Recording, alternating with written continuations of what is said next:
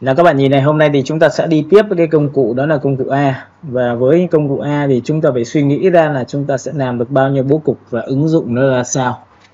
Bởi vì cái đích đến của mình là khi nào thiết kế đến đâu, học đến đâu thì mình sẽ làm được đến đấy. Các bạn nhớ nhá, học đến đâu làm được đến đấy, học đến đâu ứng dụng được đến đấy, thì sau này chúng ta mới khá được nha.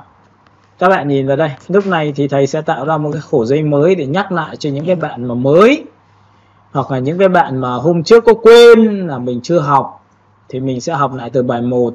Mình làm kỹ đi. Các bạn làm kỹ từ bài 1 đến bài tiếp theo, đến ngày hôm nay tôi đảm bảo cho các bạn biết là chắc chắn là sẽ làm được ngay nha. Chỉ sợ là chúng ta không học thôi. Chứ chúng ta mà lại học theo kiểu như là chúng ta là người, coi như chúng ta là người thông minh, thì chắc chắn là không bao giờ học được cách của tôi. Bởi vì cái gì cũng bỏ qua, bởi vì tôi đã từng dạy những người giám đốc rồi nha, giám đốc công ty về thiết kế đồ họa luôn. Nhưng mà học xong ấy, người ta còn thời gian người ta đi kiếm tiền, người ta không tập trung vào cái việc học được, nên người ta quên được chuyện bình thường. Và mỗi một bài thì thầy có rất nhiều kiến thức, tôi chỉ cần tăng tốc là các bạn sẽ thấy nó ngộp thở ngay là chuyện bình thường nhé. Nên cứ yên tâm một điều rằng là tôi đã đi tốc độ nó chậm lại rất là nhiều so với những cái chương trình mà tôi đã dạy rồi. Các bạn nên tập dượt cái việc này. Mình chịu khó chăm chỉ trong vòng 6 tháng đến 1 năm, 1 năm sau lười khổ ok, kiểu gì cũng được. Tôi đâu có thích chăm quá đâu mà, nhưng mà giai đoạn 1 thì chúng ta phải nắm được là cái nền móng đã nha. Nào các bạn nhìn vào đây. Trong quy trình khi mà thầy thiết kế thì thầy tạo ra một cái khổ giấy mới. Và nhớ một điều, trong cái khổ giấy thì nó sẽ có mấy cái tiêu chí như sau. Có nhiều người đến cái giai đoạn mà khi làm đây rất choạng ra bảo: ôi thầy sao giao diện của thầy không giống giao diện của em thế? Giao diện của em đúng rồi, giao diện gì cho nữa thì cũng không quan trọng, mà quan trọng nhất là em chỉ tập trung cho thầy đó là kích thước, cứ đánh vào đã, đúng không ạ?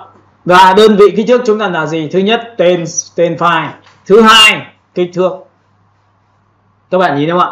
Và trong trường hợp mà đối với phiên bản AI thì nó mạnh nhất về in ấn, nên là chúng ta sẽ chọn về in ấn. Thì ở đây nó sẽ có khổ giấy A4 cho các bạn. Nhìn này, tích vào đây, print này, tích vào đây, A4 này.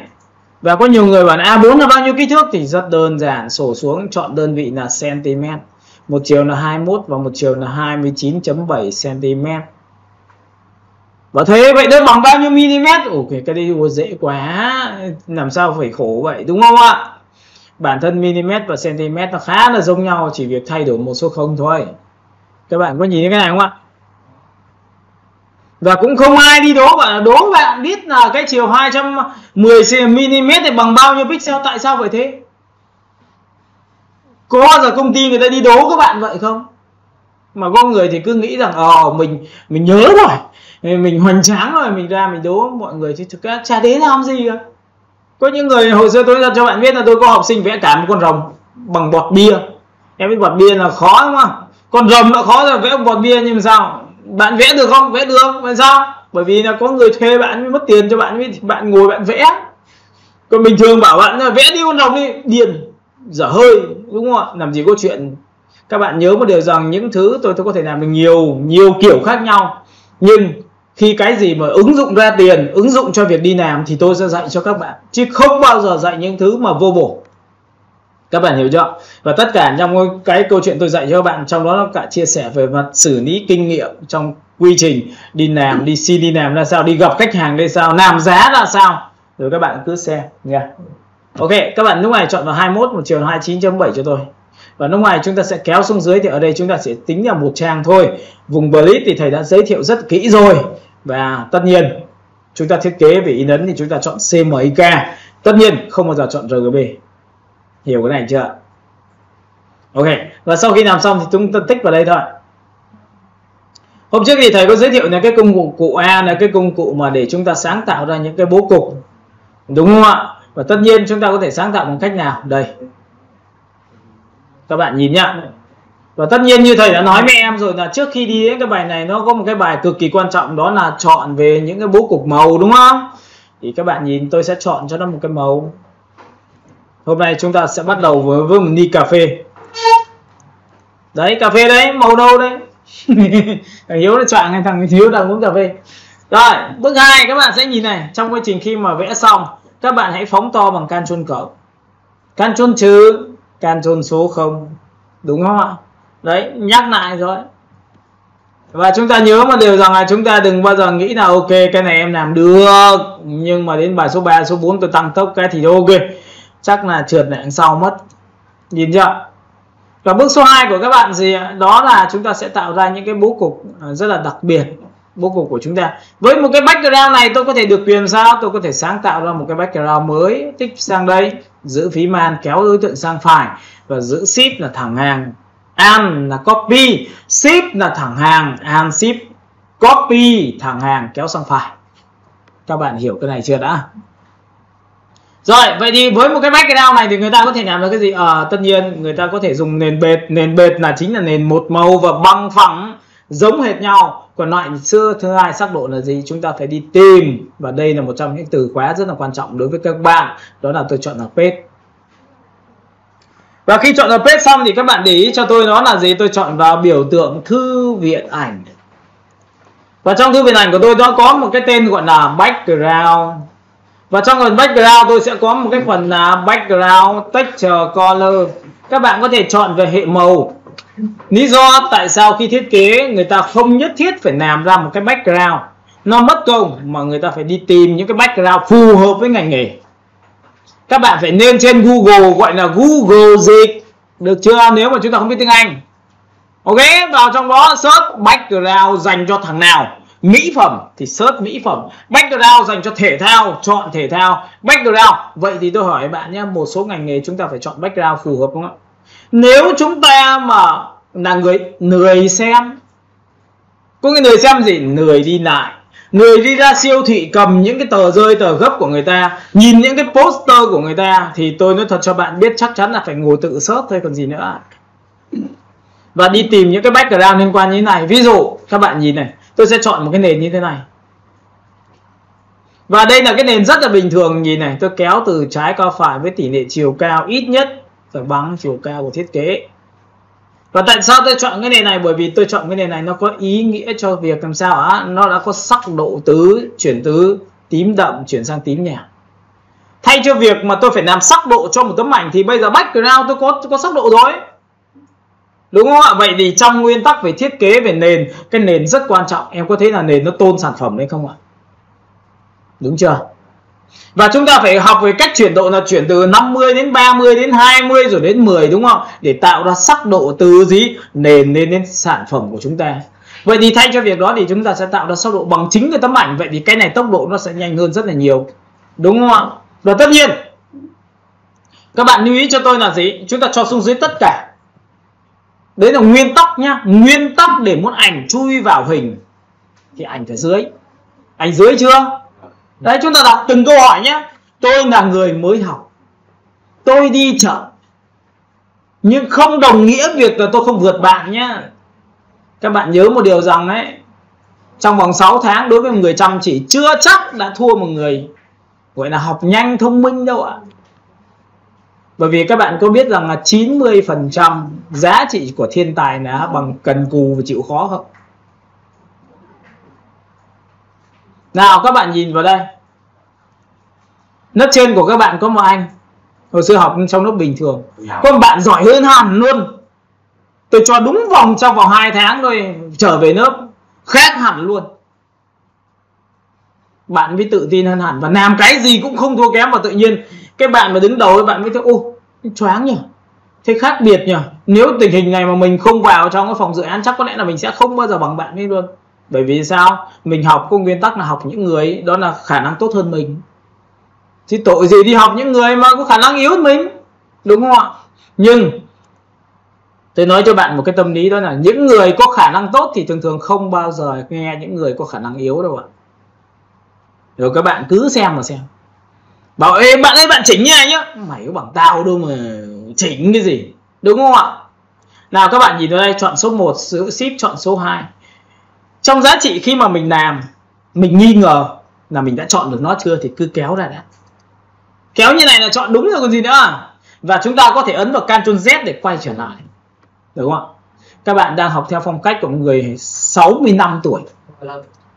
Tôi đã dạy một cái người 65 tuổi đến 70 tuổi rồi. Học chậm đúng như này thôi, ngồi giải thích từng tí một.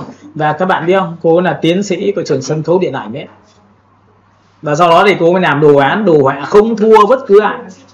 Thuê thì dễ đối với cô ấy, nhưng mà vấn đề là tự làm mới là quan trọng. Nào các bạn nhìn này, chuột phải chúng ta chọn vào make clipping mark. Nếu bạn nào chưa biết thì đây là ảnh cho chui vào.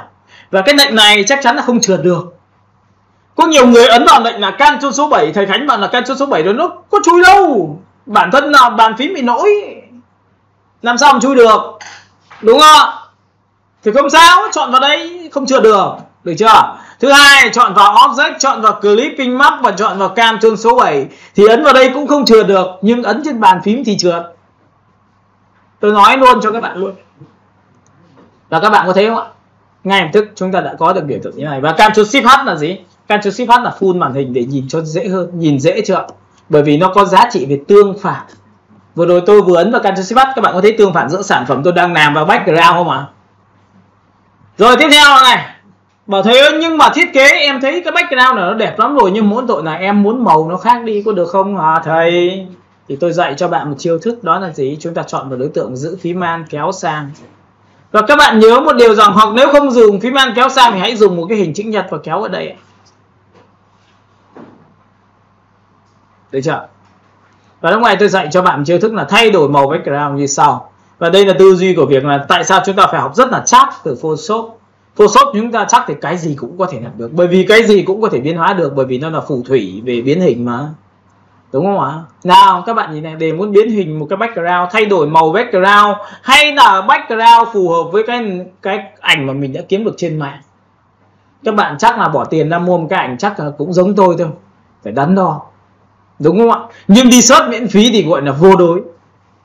Các bạn hiểu cái này chưa? Ok, tôi sẽ chọn một đối tượng ảnh vào đây.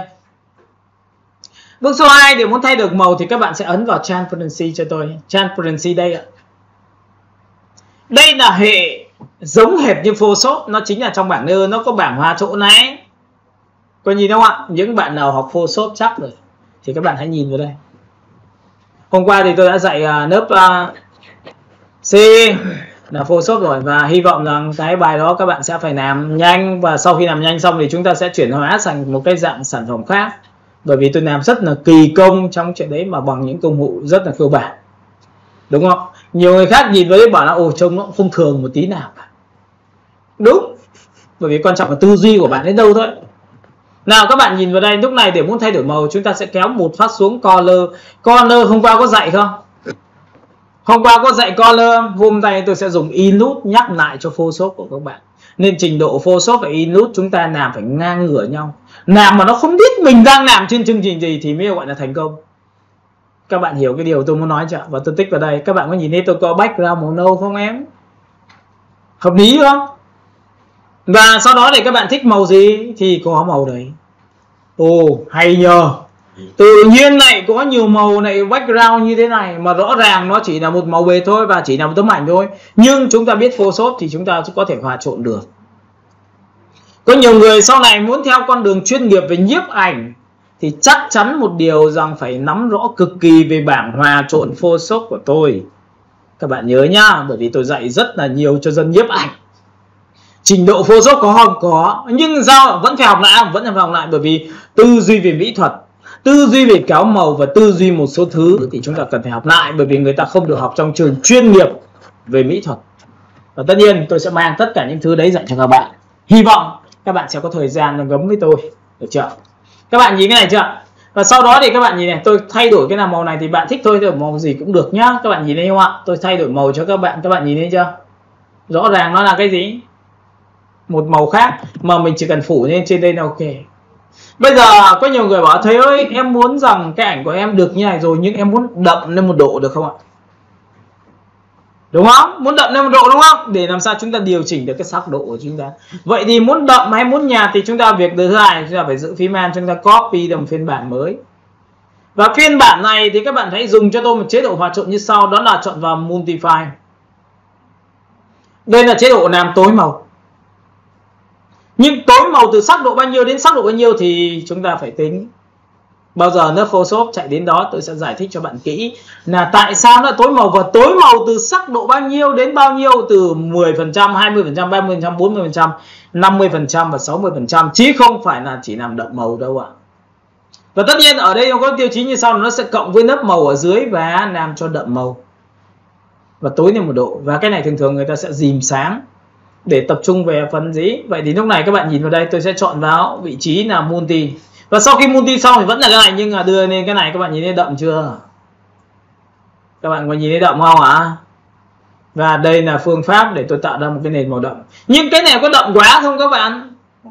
Thì nó sinh ra cái giá trị opacity cho các bạn. Nó sinh ra cái giá trị opacity cho các bạn. Thì lúc này chúng ta gõ vào 50%. Thấy chưa? Hiểu cái cách làm việc chưa? Ok, tôi đã giải thích xong cái việc mà tạo ra một cái background nó phù hợp với cái thiết kế của các bạn, phù thuộc với tấm ảnh các bạn đi kiếm trên mạng rồi. Bây giờ thì chúng ta sẽ đi vào tiếp theo, đó là công cụ phím A tạo ra giá trị bố cục nhá. Với cái bố cục phím A của chúng ta nó có nhiều loại như sau. Ví dụ chúng ta ấn vào biểu tượng là Ctrl C là copy và Ctrl F là copy lên trên đối tượng gốc. Và tất nhiên khi copy lên trên đối tượng gốc thì thường thường đối tượng sẽ nhỏ lại. Và tất nhiên chúng ta sẽ chọn một cái màu nó sáng hơn. Và tất nhiên chúng ta sẽ kéo nhảy. Có thể nhỏ lại không các bạn? Được chưa? Và chúng ta có thể đẩy sang trái. Và tại sao đẩy sang trái? Bởi vì cái tập quán của người nhìn Việt Nam của chúng ta là nhìn từ trái qua phải. Và các bạn muốn tập trung đó là ảnh, hay là bạn muốn tập trung về nội dung thiết kế của các bạn, mong muốn khách hàng sẽ kích vào đó. Bởi vì trong thiết kế chúng ta có những cái thứ thiết kế như sau. Thiết kế bảng biển là nằm theo chữ nhật nằm ngang, voucher giảm giá, banner, đúng không ạ? Và các bạn có thể thiết kế những cái hình thù khác. Rồi, tiếp theo, sau khi đã chọn vào đây xong thì chúng ta nên cân nhắc một cái điều như sau là giữ phím Alt kia đẩy sang trái cho thầy. Được không ạ? Và sau khi đẩy sang trái thì các bạn nhìn để ý này, nếu chúng ta không muốn đẩy sang trái thì ở đây chúng ta sẽ phóng to cái này lên một tí, được không ạ? Phóng to rất cẩn thận. Chúng ta dùng cái công cụ phím A. Phím A là một cái công cụ là điều chỉnh điểm của đối tượng. Tùy thuộc theo đối tượng là bao nhiêu điểm. Thì ở đây nó chỉ có 4 điểm thôi các bạn. Thì tôi sẽ tích vào đây 1 điểm. Tôi tích vào đây 1 điểm. Và tôi sẽ kéo đối tượng sang trái như thế này. Và các bạn nhớ một điều rằng với phong cách này nó sẽ cực kỳ hợp với thể thao. Hoặc là các bạn có thể đẩy nuôi ngược lại như thế này. Tùy theo tính chất của các bạn. Nhìn không ạ? Và sau khi làm xong thì bây giờ các bạn sẽ đẩy nuôi vào trong. Thì lúc này thầy đã có được một tiêu chí của hình của chúng ta. Và xác định ở chỗ này sẽ là logo. Có nhìn chỗ này logo không ạ? Hạn chế tất cả những cái mũi nhọn đâm vào góc của đối tượng. Hạn chế mũi nhọn đâm vào góc của đối tượng. Nhớ chưa? Tiếp theo, lúc này tôi sẽ copy một đối tượng cùng là một cái này. Tôi sẽ copy ra bằng phím Alt và tôi thu nhỏ lại. Và thu nhỏ lại và đặt vào vị trí này. Các bạn có nhìn thấy vị trí này của tôi không ạ? Và vị trí này tôi sẽ thay đổi màu sắc bằng cách tôi tích vào đây. Đây chỉ là nên phiên bản của cái gì? Đó là bố cục thôi. Và sau khi đã làm xong ở đây thì các bạn nhớ cho tôi là phím A của chúng ta nó có tính năng là điều khiển điểm, dịch chuyển điểm. Tôi tích vào đây 1 điểm. Giữ shift tích vào đây 1 điểm và chúng ta sẽ kéo đối tượng sang phải. Và chắc chắn cái này sẽ là logo. Được không ạ? Rồi tiếp theo các bạn sẽ nhìn vào đây, tôi đã chọn vào giá trị số 2 của tôi là giữ phím Alt, tôi lại kéo ra một bên tay phải của chúng ta và chúng ta sẽ thu nhỏ cái biểu tượng này lại. Và cố gắng khi đã thu nhỏ rồi thì làm sao nó không bị ảnh hưởng đến hình của chúng ta nhá. Các bạn nhìn này, tôi sẽ kéo đến đây, nhìn chưa? Tôi sẽ chọn một giá trị sắc độ đậm hơn cho các bạn nhìn. Có nhìn không ạ? Đừng bao giờ để cái hình này lấn vào sâu vào trong, bởi vì mình xác định sau này còn có ảnh ở đây. Mà khi có ảnh ở đây thì chắc chắn nó sẽ bị che. Hiểu cái này không ạ? Nên khi xác định bố cục thì người ta xác định là khoảng đất nào dành cho nó. Cái này nằm trên hay là nằm dưới? Có ngắn dài, cao thấp, béo gầy, cong thẳng. Đấy là những giá trị để chúng ta tạo ra những tỷ lệ nhìn nó vui mắt, nhìn nó không bị buồn ngủ là vì thế. Và chúng ta sẽ kéo ra, nhìn này, giữ phím shift rồi kéo đây. Và sau khi làm xong thì tất nhiên cái khoảng không còn lại chính là gì? Chắc chắn là đây là dành cho việc chữ rồi. Đúng không ạ? Và tất nhiên tôi cũng sẽ nói cho các bạn tư duy về dùng cho chữ trong giá trị đầu tiên luôn. Là các bạn nhìn vào đây. Hôm nay chúng ta sẽ chọn vào file, chúng ta chọn vào phần plate. Ở trong cái phần này thì các bạn sẽ nhớ đến cho tôi đó là download. Và sau đó thì tôi sẽ có một cái phần như sau, đó là background. Mà các bạn có thấy background tôi có loại 3D, 4D rồi đủ các thể loại hoa, rồi xong rồi lại còn đủ này, nhìn này, nhiều kinh khủng. Và background chúng ta lấy về để làm gì? Để thiết kế mà, đúng không em? Các bạn có thể chọn tông đỏ, tông vàng, tông xanh. Ví dụ bạn tích vào đây là chúng ta sẽ kiểm tra lại là xem cái hình của chúng ta nó có cái gì không. Đây tôi kiểm tra cho bạn, tôi sẽ chọn màu đỏ nhá. Đây ạ. Các bạn nhìn không? Chúng ta có những cái background như này. Và nó có phù hợp không? Nhìn chưa? Chọn rất nhiều thể loại khác nhau. Được không ạ? Đấy nhá, mọi người có thể chọn bất cứ một cái màu gì mà mọi người cảm thấy nó thích, nó phù hợp với cái hình thiết kế của chúng ta. Chúng ta có thể chọn vào một cái như thế này và chúng ta ấn vào đây. Các bạn có đồng ý tôi đi rồi chưa? Cái này sẽ thiên về cái làm poster nhá. Rồi tiếp theo này. Bây giờ chúng ta chọn vào file và chúng ta chọn vào page. Sau đó thì chúng ta sẽ chọn vào vị trí của cái công cụ download. Và hôm nay tôi làm hơi ngược một tí, tôi sẽ chọn vào công cụ về đồng hồ. Hôm nay chúng ta sẽ chọn vào đồng hồ nữ, bởi vì hôm trước chúng ta làm đồng hồ nam rồi. Nữ đây. Các bạn có nhìn thấy đồng hồ nữ tôi chưa? Và bây giờ các bạn có thể chọn một cái hình nào đó. Ví dụ tôi chọn vào hình cô gái đầu tiên là chính là cái này. Và sau khi chọn cô gái xong thì tôi vẽ đôi cô gái như này. Nhìn chưa? Nào, cách đầu tiên là chúng ta sẽ cho cái ảnh vào bằng cách nào? Cho ảnh xuống dưới tất cả. Đây là nguyên tắc. Bước số 2, các bạn sẽ chọn vào đối tượng số 2 cho tôi, chính là cái khung, và kéo ra xem chắc chắn chúng ta đã chọn được chưa. Và sau khi chọn được rồi thì ấn vào Ctrl Z lại. Được chưa? Chính xác rồi. Tiếp theo, chuột phải chọn vào Make Clipping Mark, không cần ấn vào Ctrl số 7. Ấn vào đây là chắc chắn không chừa được. Được chưa? Các bạn có thấy gặp vấn đề chưa? Đặt như này gặp vấn đề ngay. Và lúc này sau khi làm xong thì cái này tôi sẽ hạ thấp xuống. Và cái này tôi sẽ thu nhỏ lại một tẹo nữa. Các bạn lưu ý cái này của tôi nhé, làm rất kỹ. Và tất nhiên sau khi làm xong đây thì cái này các bạn có đồng ý với tôi là cái góc này nó bị thiếu không ạ? Có nhìn nè, góc bị thiếu không? Hay là chúng ta tích đúp vào tấm ảnh đó và chúng ta dịch chuyển tấm ảnh sang trái, như này có được không em? Thì đỡ phải xử lý. Lại thiếu bên phải, lại tích đúp sang phải, lại cầm đối tượng này và lại kéo to ra như này được không em? Và nuôi cái này xuống được không ạ? Đây ạ, các bạn nhìn thấy cái này của tôi chưa? Như này chưa? Và khi mà các bạn kéo xuống như này thì có phải nó sẽ được như này không em? Và như này, khi kéo như này thì nó dẫn đến trường hợp là sao ạ? Các bạn có đồng ý với tôi là cái đồng hồ chúng ta bị thấp không ạ? Và tôi muốn rằng cái đồng hồ nó sẽ xuất hiện thì bằng cách nào? Thì đây tôi dạy cho các bạn một chiêu thức như sau. Nhìn này, cách xử lý không qua Photoshop. Tích vào đối tượng, nhớ nhá, tích đúp vào. Và sau khi tích đúp vào xong thì chúng ta sẽ nhân bản cái đối tượng bằng lệnh như sau. Có nghĩa là tôi sẽ nhân bản đúng một cái tấm ảnh thành hai. Ctrl C là copy và Ctrl F là copy lên trên đối tượng gốc. Và sau khi đối tượng gốc xong thì các bạn sẽ kéo từ trái qua phải này, nhìn này, kéo từ trái qua phải này. Các bạn có nhìn thấy không ạ? Bởi vì lúc này cái tấm nền bầu trời này là đối xứng lại thì có phải chỗ giữa nó khít nhau ạ. Hiểu cái này chưa? Và sau khi làm xong này tôi tích đúp ra ngoài màn hình, các bạn sẽ không phát hiện được điều mà tôi đang làm đâu ạ. Các bạn thấy không ạ? Ảnh thiếu không phải là vấn đề gì cả. Tích đúp vào đây, các bạn đã có được cái hình rồi. Và tất nhiên cái phong cách này thì các bạn có thể chọn cho tôi một cái phong cách, đó là màu nền đậm. Nền đậm tầm nào? Tích đúp vào đây. Đấy, các bạn có thấy rằng là nếu trong trường hợp này mà background của chúng ta lại không có chiều sâu, chúng ta cực kỳ vất vả. Nên chính vậy người ta mới sinh ra cái trò là file. Chúng ta chọn vào phần plate và chúng ta sẽ chọn vào phần download. Và tôi xử lý nền cho các bạn luôn. Background đây.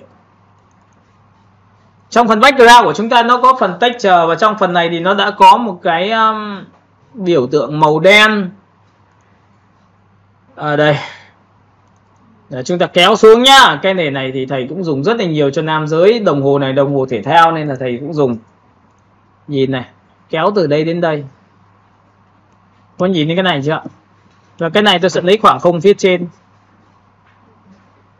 Nhìn chưa? Nào, tiếp theo này. Ảnh chắc chắn là phải làm sao ạ? Phải xuống dưới tất cả để chui vào khuôn nền rồi. Xuống dưới tất cả bằng Ctrl Shift ngọc vuông bên tay trái.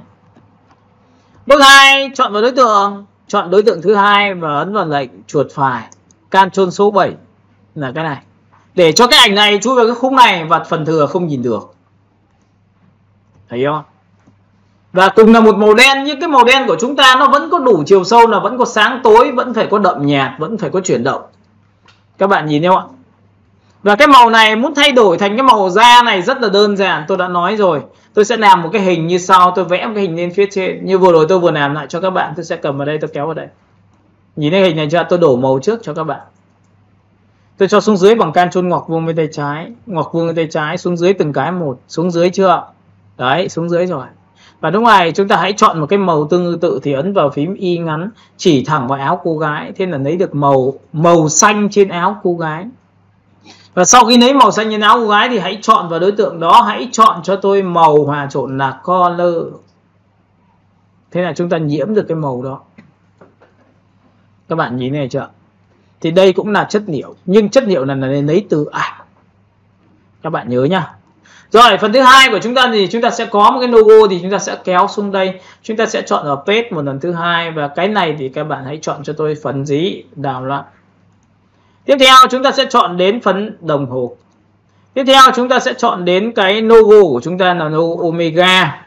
Omega đâu rồi? Không thấy đâu cả. Chúng ta chọn vào đường link xem nó có logo của Omega không. Không có. Không có thì sao? Không có thì đi tìm chỗ khác thôi. Tại vì lúc nào thầy cũng có nha. Các bạn sẽ nhìn này, lúc này tôi sẽ chọn vào phần đồng hồ và tôi chọn vào Omega. Tôi sẽ chọn vào đây là Omega theo PNG.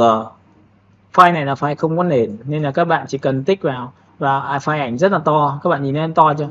Đây tôi tích trực tiếp thì nó to như thế này. Và chắc chắn là cái ảnh này là có thể chơi được và biến nó trở thành ảnh được bằng cách như sau. Nhớ lại cái lệnh thầy vừa làm là biến ảnh trở thành vector. Bước 1 chọn vào hình. Bước 2 chọn vào image. Bước 3 nó trở thành đen trắng rồi. Vậy thì chúng ta sẽ chọn vào expand là chấp nhận cái giá trị vector đấy. Và bước thứ tư là chúng ta chọn cái gì ạ? Chọn vào biểu tượng này, Ctrl Shift H để cho mọi người nhìn này, nhìn nền chưa? Nó tồn tại dưới hai dạng. Và đối tượng khi expand ra tồn tại dưới dạng group nên chúng ta phải chuột phải vào biểu tượng ungroup ra. Và lúc này thầy sẽ tách cái này ra. Thầy sẽ tách cái này ra. Thầy sẽ tách cái này ra và chọn là cái này. Và tất nhiên logo đã được xong.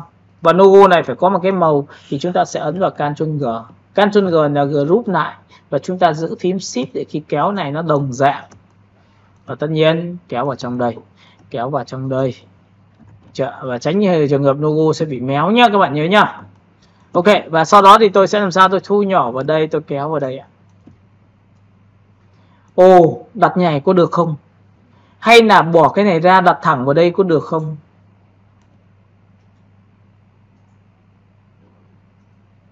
Ok. Vậy thì đấy là tùy thuộc trường hợp của các bạn nhá, không phải tùy của thầy đâu. Ok, và lúc này thì thầy sẽ chọn một cái màu như sau, Y ngắn chỉ thẳng vào đây. Các bạn sẽ có một cái Omega của thầy là đặt như này.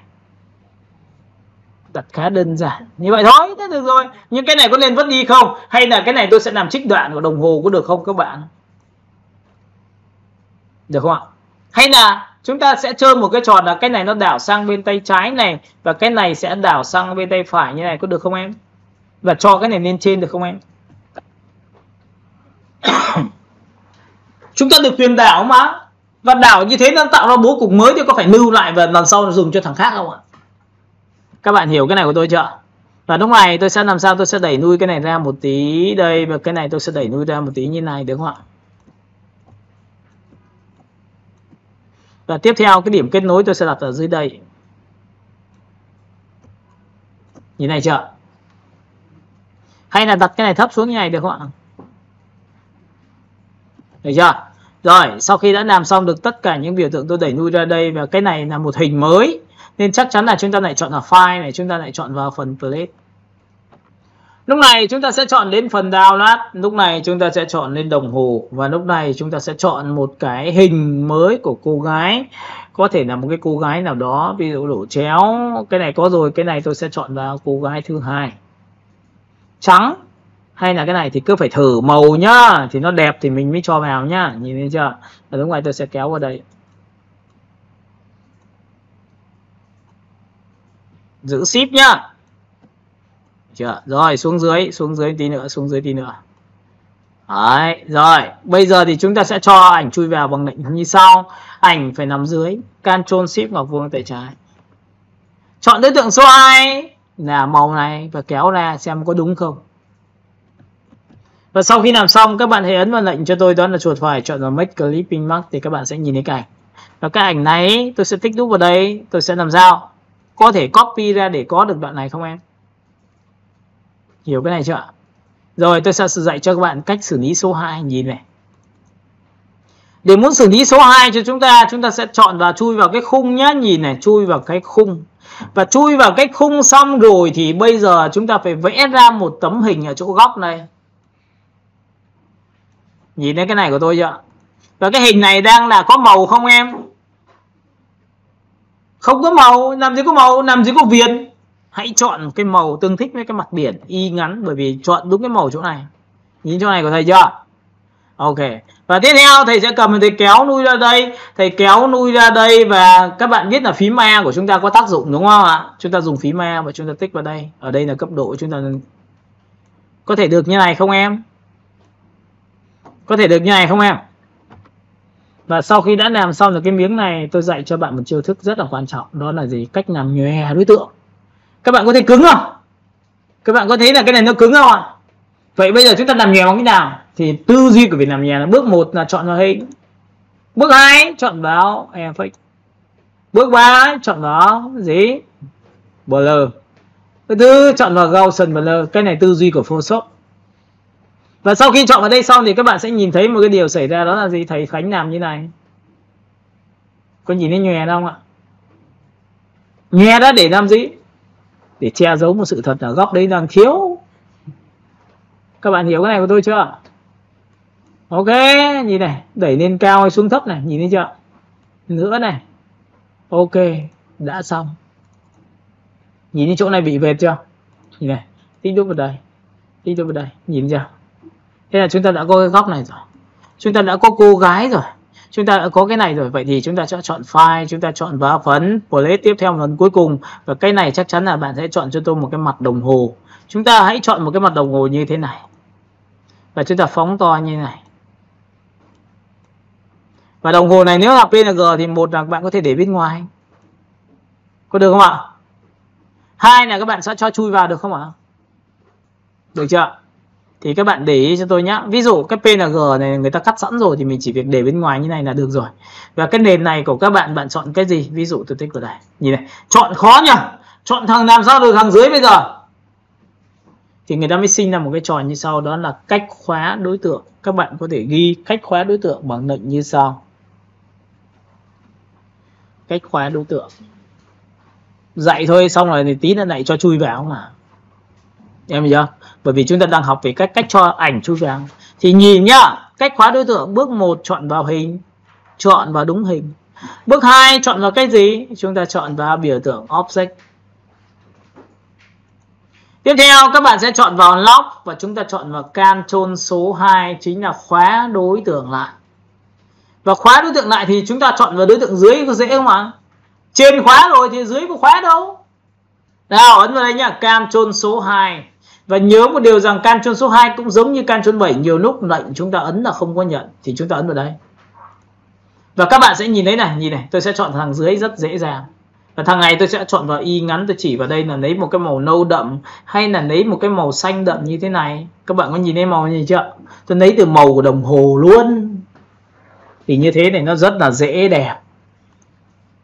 Ok, đã xong. Và tiếp theo sau khi làm xong bây giờ tôi muốn mở khóa ra có được không ạ? Thì ở đây các bạn sẽ nhìn này, cái khoảng không logo tôi sẽ đẩy nuôi sang bên tay trái. Và tiếp theo nuôi sang tay trái như này thì bạn sẽ tích vào đối tượng 1, tích vào đối tượng 2, tích vào đối tượng 3, tích đối tượng 4, ấn vào lệnh là Ctrl D thì nhắc lại lệnh mình vừa làm. Nhìn này, 1 2 3, Ctrl D dịch sang trái. Có thấy dịch sang trái thì chưa? Bởi vì tôi dịch logo một đoạn rồi thì Ctrl D nó cũng nhắc lại lệnh mình vừa làm thôi. Nhưng khoảng không của chúng ta tính toán làm sao cho nó kỹ để cái khoảng không này dành cho text Nhìn thấy không ạ? Rồi, sau khi đã làm xong thì cái này của chúng ta là mở khóa ra bằng lệnh object và chọn vào biểu tượng là gì? Lock. Ctrl A. Ctrl Alt 2 là mở nó ra.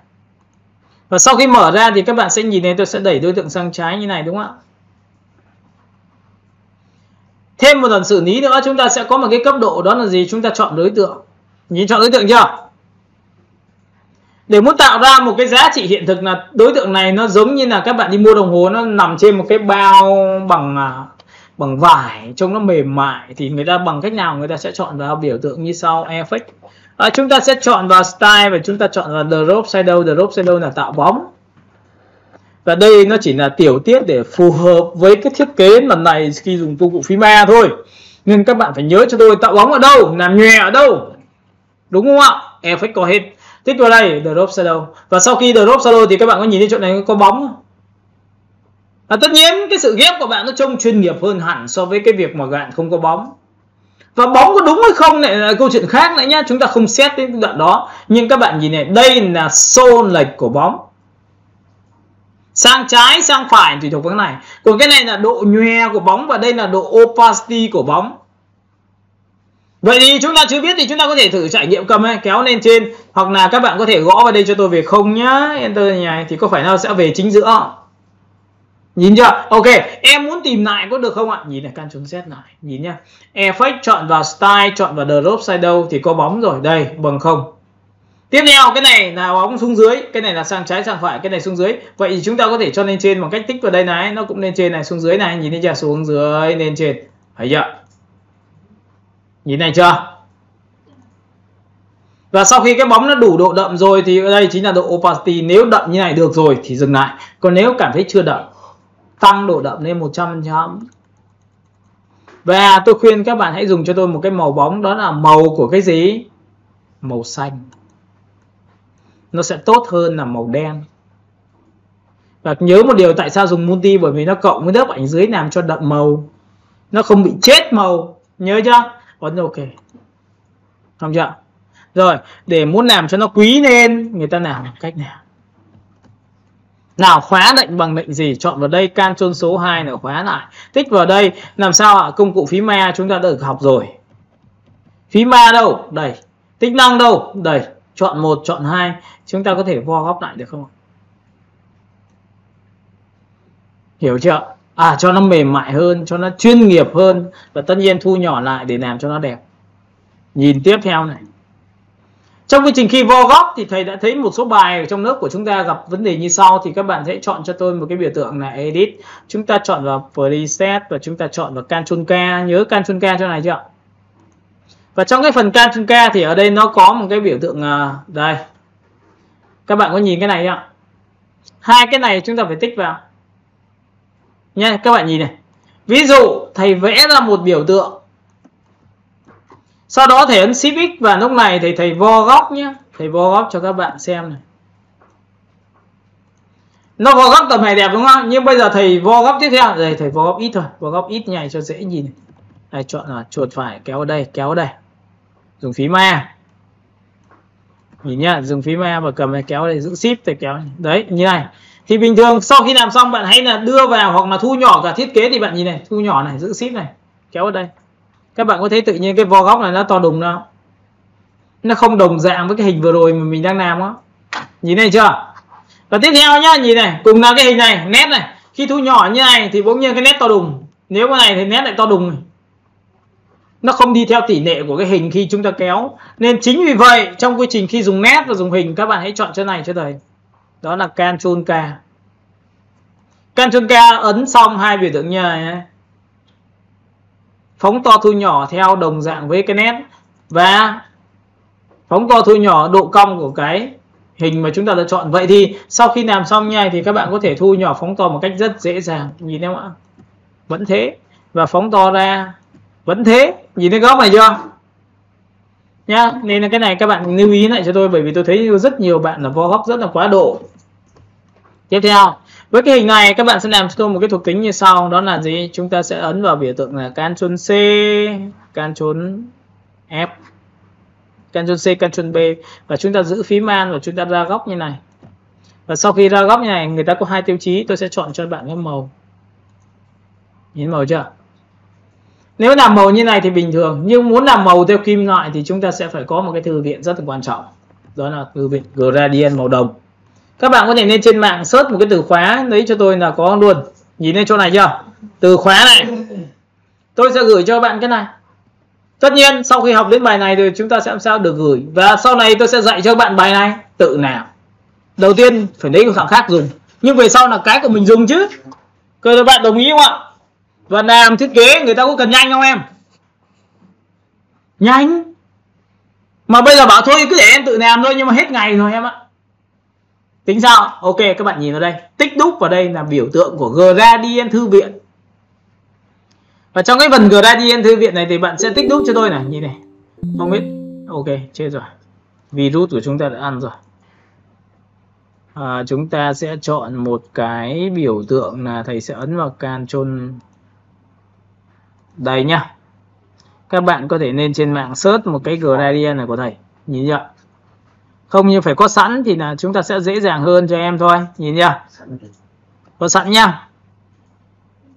Thầy tích đúc vào đây để thầy sẽ phá khóa, thầy sẽ hiển thị nó lên làm sao mà nó lại mất hình rồi. Ok, vậy thì chúng ta sẽ chọn vào G.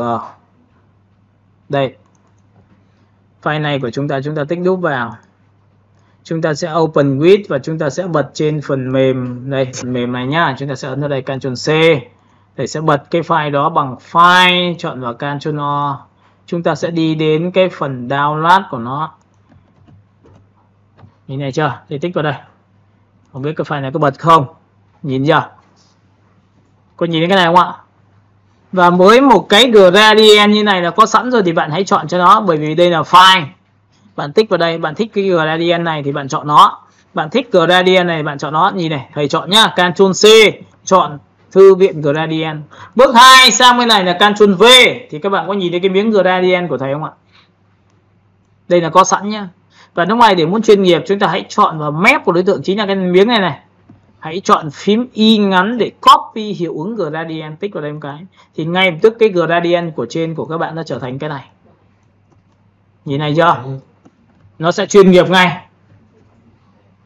Rồi tiếp theo, sau khi làm xong bây giờ tôi lại tiếp tục xử lý cho bạn một cái công đoạn nữa. Đó là gì? Cái hình này của chúng ta đang thiếu vo góc, đang thiếu những biểu tượng viền viết các thứ. Thì bạn nhìn phím A của tôi tích vào đây một điểm và tôi sẽ kéo đây một điểm. Có nhìn thấy vo góc chỗ này không ạ? Ok, tôi tích vào điểm này một tí nữa tôi sẽ làm sao ạ? Tôi sẽ chọn vào đây cho các bạn. Nào, chọn vào hình. Và chúng ta chọn phím A, chúng ta tích vào đây một điểm. Và chúng ta vo góc được như này không ạ? Và tiếp theo chúng ta có thể vo góc từ trên đây xuống một tí nữa được không ạ? Được chưa? Rồi, sau khi đã làm xong thì cái hình này của các bạn nhớ nhá. Hình đã được chui vào rồi thì chúng ta có thể kéo ra một cái mới và chúng ta sẽ cho cái hình chui ra bằng lệnh là chuột phải, chọn vào biểu tượng lá.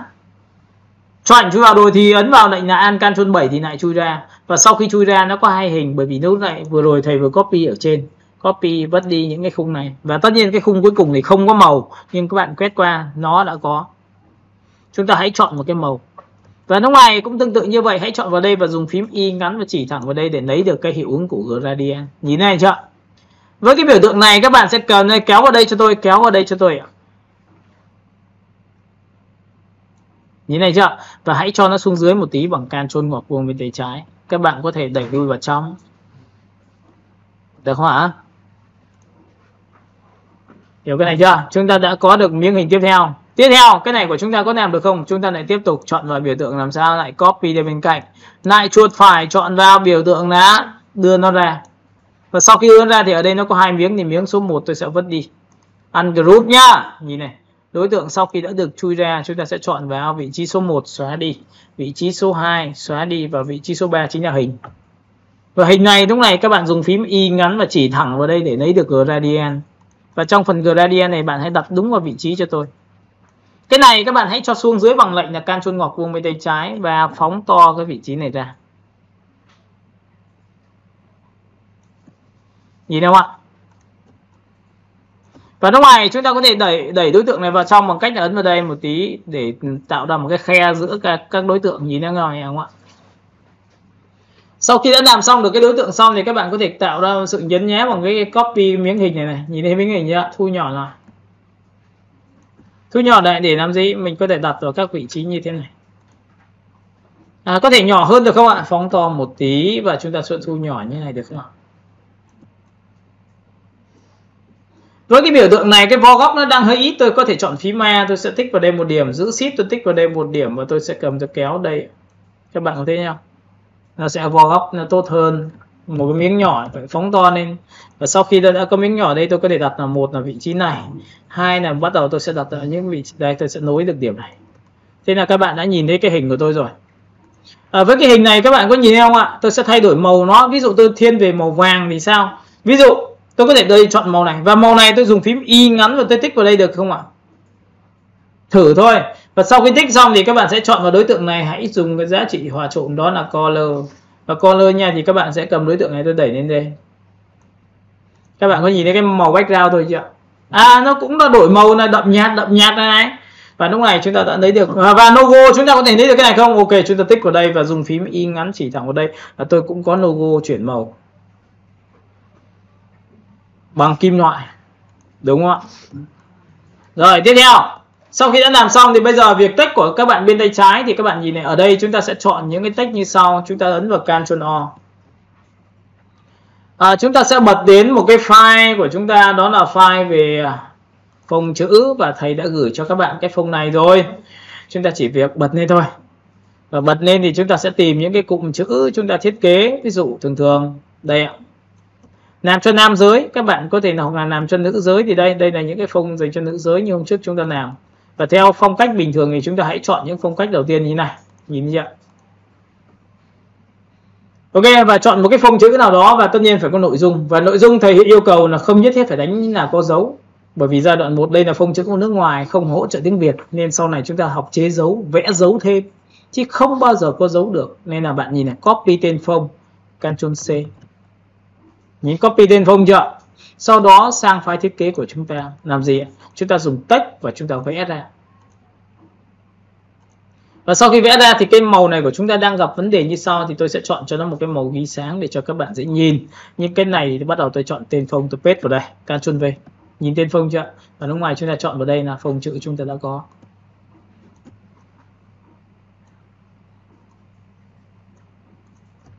Các bạn có nhìn thấy ngày của tôi chưa? Và tất nhiên cái khoảng không rất là quan trọng. Ví dụ thường làm thiết kế là hay có cái này. Hoặc các bạn có thể biến từ chữ thường thành chữ in hoa bằng cách như sau, đó là gì? Chọn vào text, chúng ta chọn vào trên cây và chọn ở đây là in hoa. Có nhìn này không ạ?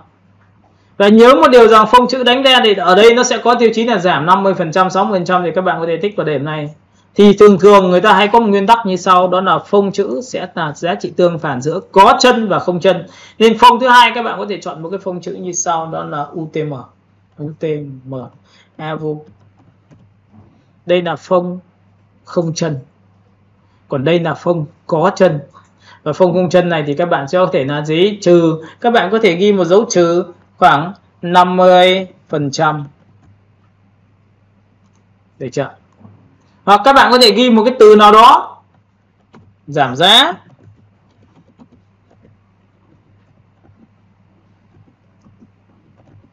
Cái này thì nó lại có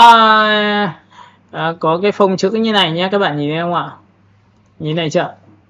Và sau khi đã có cái này xong thì bạn có thể cân nhắc cái giá trị như sau này. Có nhiều người bảo thầy ơi nhưng cái này nó hơi bị dày quá. Vậy thì chúng ta có thể chọn thuộc tính phông này, nhìn này.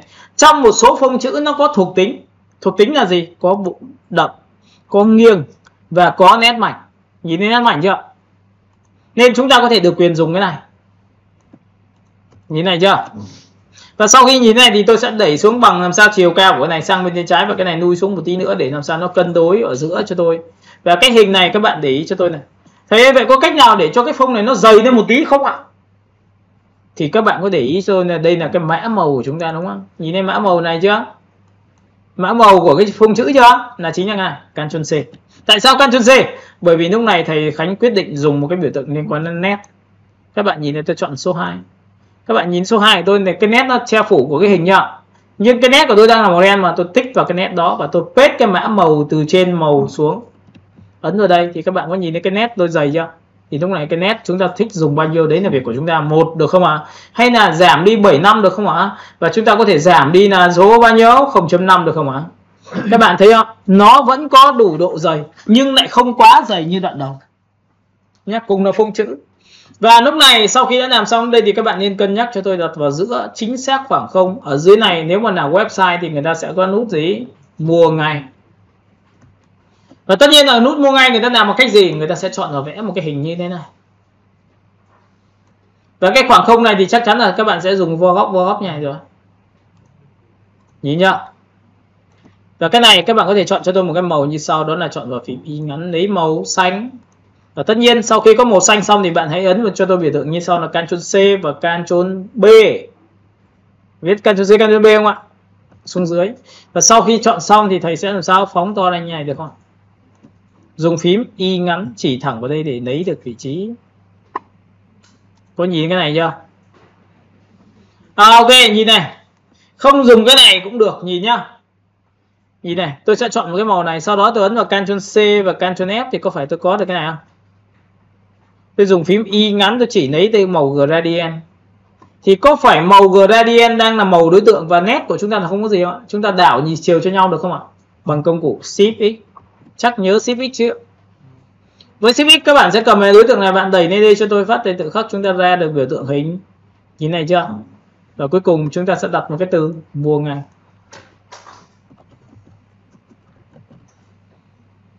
Và sau khi đã có mua ngay xong thì các bạn sẽ thu nhỏ xuống phần này, chúng ta sẽ đặt vào vị trí bên trong làm sao cho nó xinh xắn nhất có thể và dùng phím một cái màu đơn giản như thế này thôi. Đây ạ, X chúng ta chọn vào đây. Các bạn có nhìn chưa? Và lúc này thì các bạn sẽ nhìn thấy là thầy đã chọn xong được cái vị trí đã xong rồi. Nhìn chưa? Một cái cách thiết kế của chúng ta hiện tại này. Và lúc này không cần dùng cái này nữa thì các bạn hãy xóa đi cho tôi một cái delete. Được chưa? Và để muốn tạo ra những cái giá trị thiết kế khác thì các bạn có nhìn này, cái đây là một cái miếng hình của bạn, bạn có thể giữ phím Alt bạn kéo đây. Các bạn có đồng ý tôi đây là hình không? Nhìn chưa? Chúng ta có thể đảo chiều thành nét bằng Shift X như này được không ạ? Nhìn chưa? Trông nó sẽ duyên dáng hơn và nó có tính chất trang trí hơn. Chúng ta sẽ đẩy sang trái. Sau khi đẩy sang trái xong thì chúng ta có thể giảm độ nó đi một độ, đó là gì? Chúng ta sẽ chọn với cấp độ 80%. Tiếp theo cũng tương tự như vậy, tôi lại tích vào đây, tôi đã ấn vào Ctrl C và Ctrl B tiếp theo một lần nữa và tôi đẩy sang bên tay phải, tôi có được nét số 2. Và cái nét số 2 tôi sẽ đẩy vào đây, tôi sẽ chọn là 50%. Các bạn có thấy không ạ? Lúc nào tôi sẽ đặt toàn là sắc độ. Và tiếp theo tôi sẽ đẩy vào đây, tôi ấn vào Ctrl C và Ctrl B tiếp theo một lần nữa, tôi sẽ đẩy sang phải lần nữa. Được không ạ? Và sau khi đã đẩy sang phải như này thì các bạn sẽ chọn cho tôi giá trị là 30% hoặc 20% thì các bạn sẽ nhìn thấy đây là miếng hình của tôi đã được làm ra. Có nhìn thấy không ạ? Và con nét trông nó điệu hơn rất là nhiều. Hiểu cái này chưa? Và tiếp theo cái hình cô gái làm sao tôi sẽ thích ở đây. Đây là cô gái. Đây là cái nét của chúng ta hơi bị to, tôi sẽ thu nhỏ lại một tẹo nữa. Tầm như này trông nó dễ chịu hơn. Nó nhìn thấy không ạ? Và chúng ta có thể thu nhỏ một lần nữa vào đây như này được không ạ? Và chúng ta có thể giật vào trong giật ra ngoài để làm sao để cho cái hình chúng ta có độ thoáng để chúng ta nhìn cho nó dễ dàng hơn. Nhìn chưa? Ok, và lúc này cái bên này các bạn có thể thêm nét được bằng cách này, nhìn này cái nét của tôi này, nhìn này cái nét này.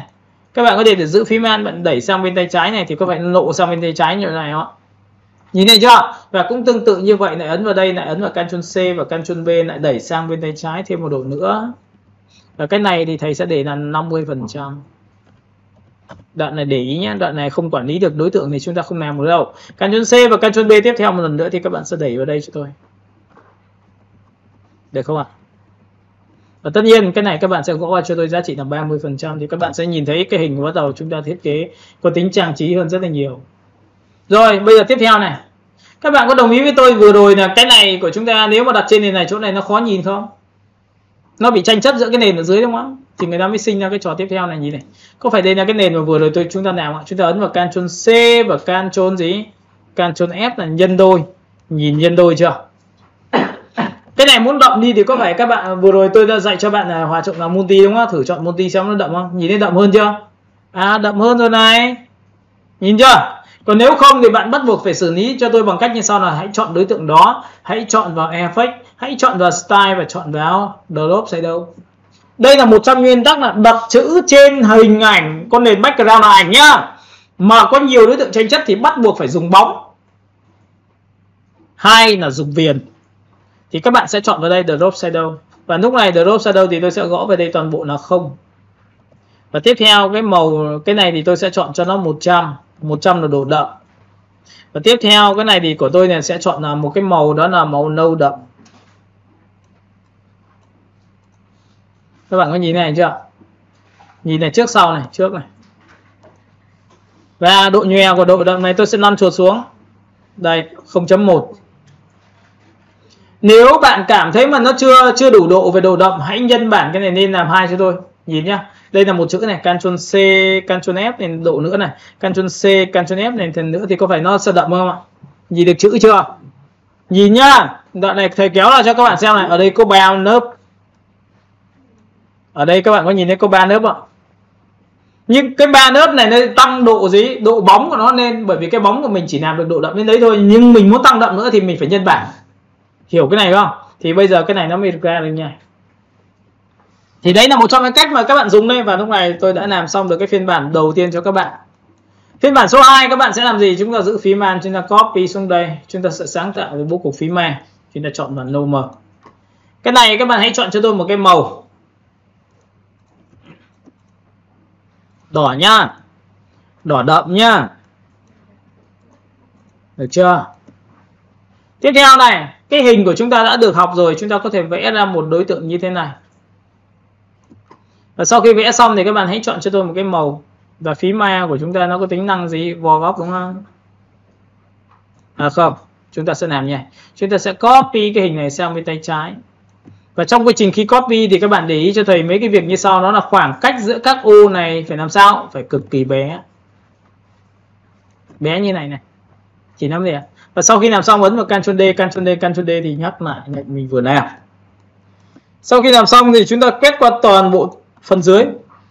Nhìn quét qua phần dưới chưa?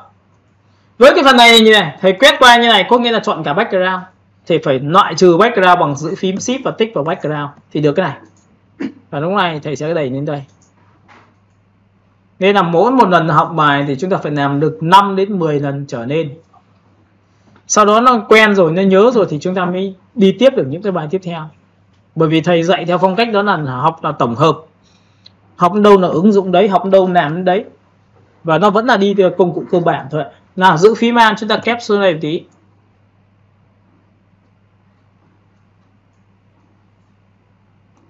Và trong quá trình khi mà kéo như này không chính xác thì hãy phóng to này.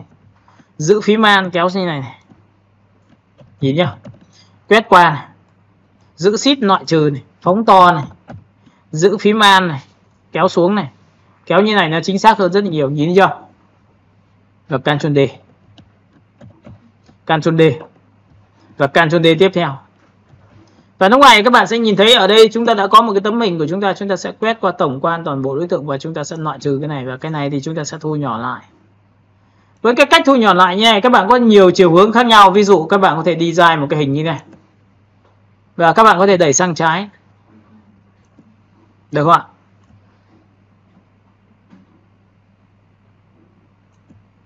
Nào, xong chưa? Lúc này thầy sẽ để một góc độ như này cho các bạn. Với một cái cách thiết kế như này thì các bạn nhớ một điều rằng tôi đã xoay rồi. Bây giờ tôi có cách nào để làm cho nó không thì bây giờ thì các bạn nhìn nha, tôi sẽ xóa này 1 2 3, 1. Cái này các bạn có thể bỏ đi. Cái này các bạn có thể bỏ đi, cái này có thể bỏ đi, cái này có thể bỏ đi, cái này bỏ đi, cái này bỏ đi và cái này bỏ đi và cái này bỏ đi và cái này thì làm sao có thể phóng to được như này không ạ?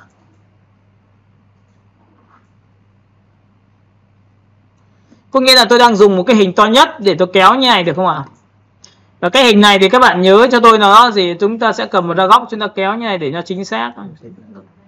Nhìn chưa? Và chúng ta cầm góc này chúng ta kéo như này để cho chính xác. Phóng to nhé, nếu mà chúng ta không phóng to được thì chúng ta không thể kéo được cho chính xác đâu ạ. Nhìn này chưa? Đã xong. Vậy các bạn có thấy rằng là tôi đã chọn là một là tôi lại quét qua tổng quan toàn bộ đối tượng và tôi lại giữ shift tôi lại loại trừ này thì tôi có phải là cầm tôi kéo đây hoặc là tôi sẽ lùi xuống một tí được không ạ? Như này được không ạ? Nổi xuống tí nữa được không ạ? Đây tôi nổi như này. Và tôi sẽ phóng to nó bằng cách như nào? Giữ shift tôi kéo đây. Đây, các bạn cứ nhìn hình này của tôi ạ. Trong cái phần này các bạn sẽ có một cái giá trị như sau là làm thế nào để cắt bỏ đi phần thừa. Thì trong cái phần input của chúng ta có tính năng để muốn cắt bỏ phần thừa. Chúng ta bước 1 là chọn tất cả các đối tượng. Nhìn đối tượng chưa? Trong đây có phần này ạ.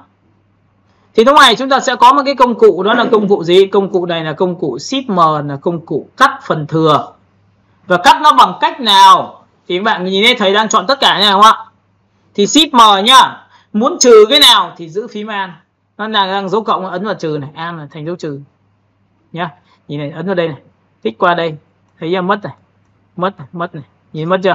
Rồi cái này kéo đây mất này. Mất này. Mất này. Mất này. Mất này. Các bạn nhìn ra vào cái này có cần mất không? Mất này. Và lúc này chúng ta sẽ có một vài cái nhỏ nhỏ như này thì chúng ta cũng sẽ làm mất luôn. Và cuối cùng bố cục chúng ta nằm bên trong đây rồi. Và có phải là sau khi đã nằm xong trong đây thì các bạn có đồng ý với tôi là tất cả cái biểu tượng này chúng ta chỉ cần dùng hòa trộn thôi đã đẹp rồi. Ví dụ tôi chọn vào hòa trộn overlay.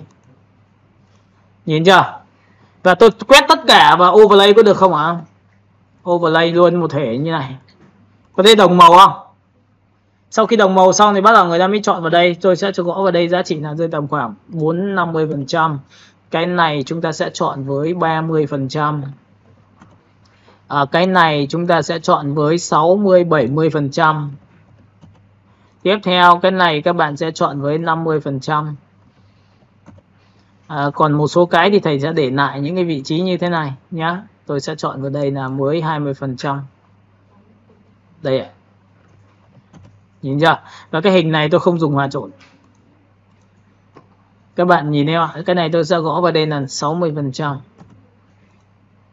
Nhìn nhá, hình này không dùng hòa trộn để làm gì? Chúng ta có thể chọn vào file, chúng ta có thể chọn vào paste, chúng ta có thể chọn vào phần download, chúng ta có thể chọn vào biểu tượng là bánh ngọt này. Các bạn nhìn thấy ạ, tôi sẽ chọn vào đây bánh ngọt này. Tôi sẽ phóng to cái này lên một tí cho các bạn. Nhìn chưa? Chúng ta có thể chọn những hình ảnh cô gái hay là gì đó tùy các bạn. Ví dụ tôi chọn vào đây. Các bạn có thấy rằng là sau khi tôi chọn vào đây xong tôi kéo này xuống dưới như này. Và với cái này tôi sẽ cầm vào đây tôi thu nhỏ lại như này. Và cái này tôi sẽ đặt vào đây. Cho xuống dưới tất cả này. Chọn đối tượng số 2 là cái khung trắng này. Và Ctrl số gì? Các bạn có thấy không ạ? Tôi ấn vào Ctrl số 7 thì có phải tích vào đây không? Nhưng hình ảnh nó sẽ bị sao ạ? Nó có bị bé không em? Nên không phải cái nào mình cũng có thể áp dụng như này được, đúng không? Vậy thì cô gái nó phải làm sao? Nó phải lớn hơn. Vậy thì tôi có thể chọn vào đây. Tôi không thể chọn vào bố cục này được. Và cái này nó cũng không thể hợp với cái ngành nghề này được. Có đúng không? Vậy thì bây giờ chúng ta sẽ chọn sang giá trị về food. Chúng ta chọn vào đồ ăn. Chúng ta chọn vào đây. Nên là mỗi một loại bố cục nó sẽ hợp với một số ngành nghề. Mỗi một loại bố cục nó sẽ hợp với những cái ảnh mà các bạn đang kiếm. Nếu các bạn chọn sai, các bạn nên chọn lại. Không sao cả, bởi vì đấy là kinh nghiệm của em, không phải kinh nghiệm của thầy. Được không ạ?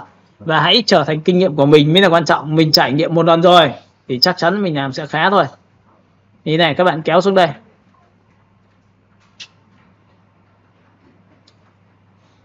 Ở đây thì chúng ta sẽ có một vài cái ảnh. Cái ảnh thì thầy đã kiếm được rồi. Ví dụ các bạn có thể chọn này. Ok, chúng ta chọn vào đây. Chúng ta kéo vào đây. Cho xuống dưới tất cả. Chọn đối tượng số 2 và Ctrl số gì? 7. Các bạn có thấy không ạ? Và cái màu này nên là màu ghi.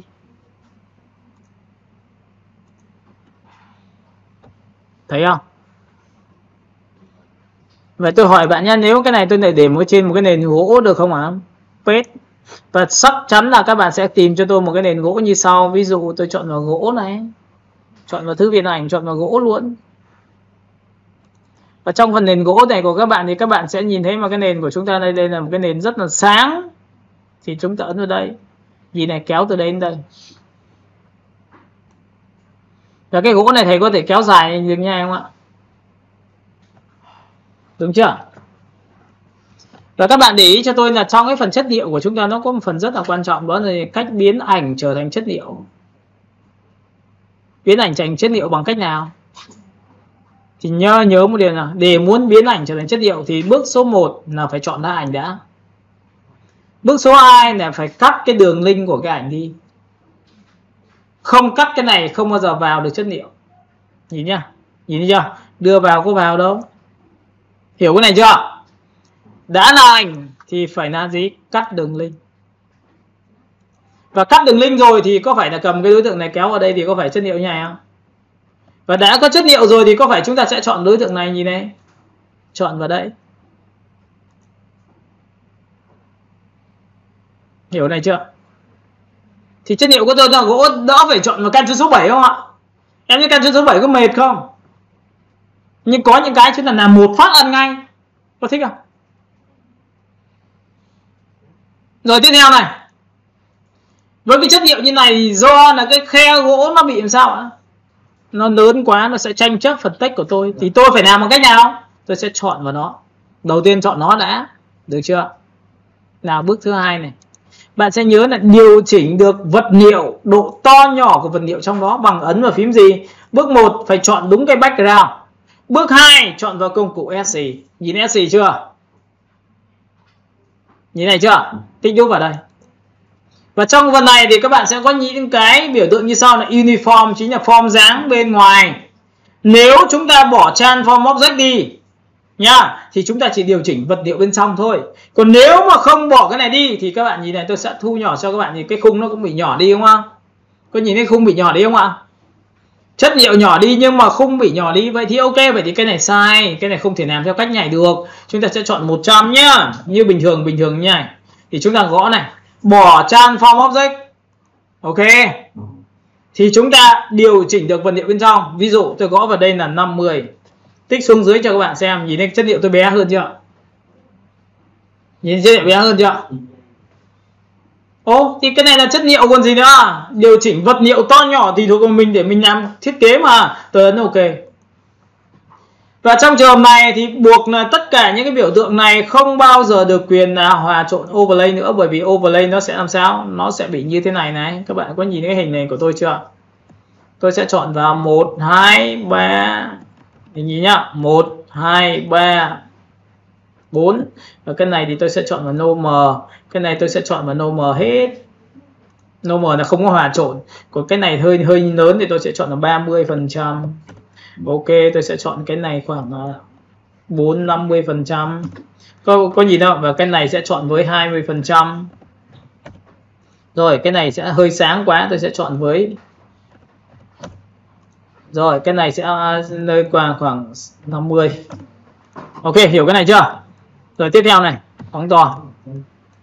Các bạn có thấy là khi thiết kế của chúng ta mà không có khung có mệt không? Nhìn chưa? Tôi lại cho chui ra. Có nhìn thấy ảnh chui ra, kéo ra ngoài. Cái khung của chúng ta đâu? Đây. Ctrl. Tôi sẽ kéo ra ngoài như này. Đây là cái khung của chúng ta này.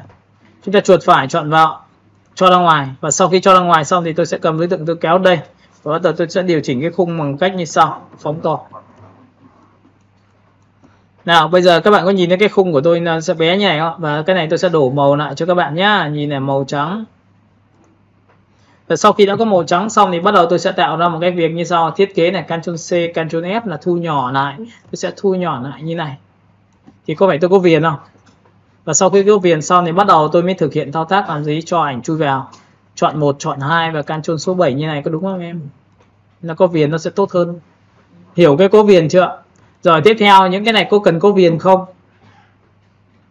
Đấy, suy nghĩ nhé. Mình phải suy nghĩ cái điều này nó rất quan trọng đấy. Nhìn này. Lúc này thầy sẽ chọn là file và thầy chọn là plate. Cái này đã ăn cái này thì phải có cái gì?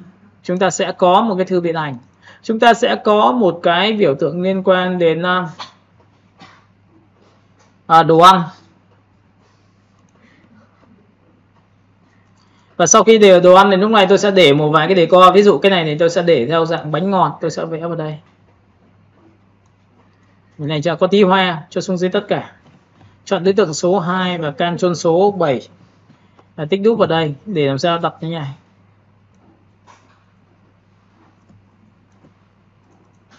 Nhìn này chưa?